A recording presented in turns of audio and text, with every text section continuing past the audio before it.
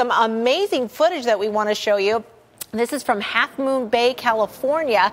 This took place yesterday. It looks like fun. Looks like the surfers came out in the dozens. However, one rogue wave that was reportedly 25 feet crashed down and seriously injured one of those surfers who remains hospitalized for today.